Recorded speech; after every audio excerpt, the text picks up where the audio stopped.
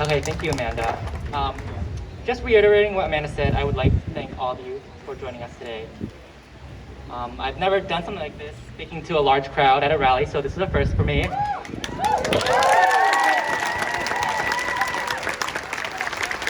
But I hope it won't be my last. I've put a lot of thought into what this speech will be about. After all, I haven't been attacked or robbed simply because I was Asian. I don't have that personal experience to draw on. But then I realized that some of you may not have that experience either. But you're not here because you were necessarily personally attacked.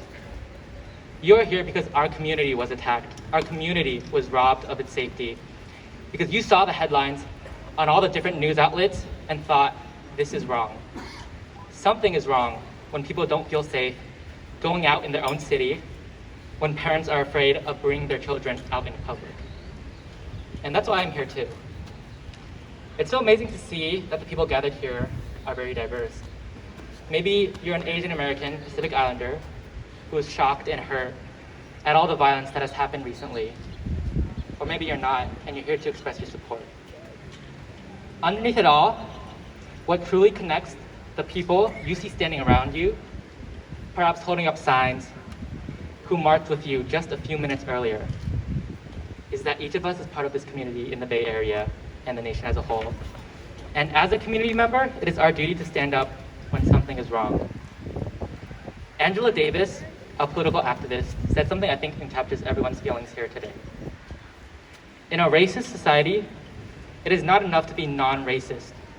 We must be anti-racist. So I'm very thankful that you have come out here to be an upstander.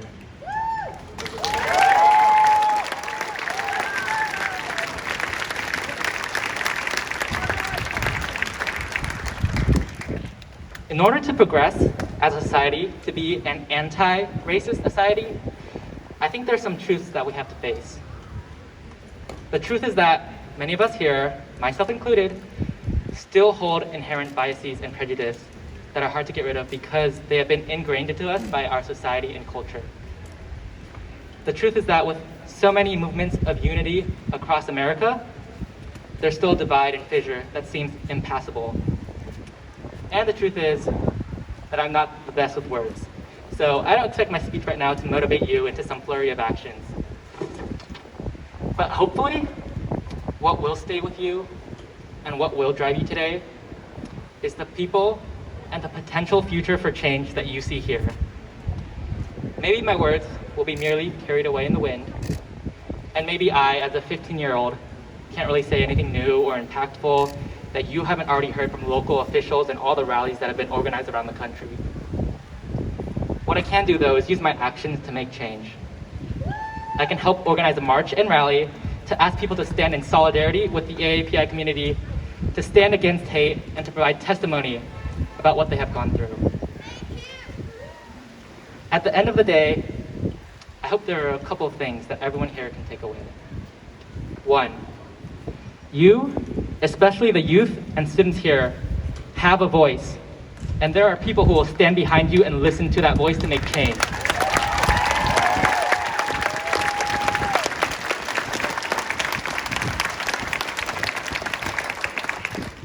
Two, this community is not perfect, and it never will be.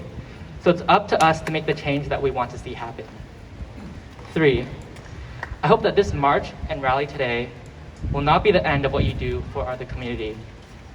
While it may be the one with the most publicity and media, there are everyday smaller actions that you can take, and those actions eventually will amount to something incredible. Fourthly, and finally, this nation is our home as much as it is anyone else's.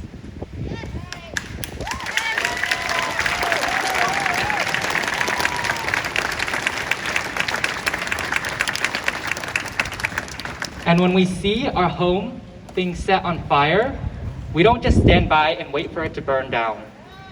We do what we can to save this home and then build it up to something better. So let's all stand up to end the flames of hate. Thank you.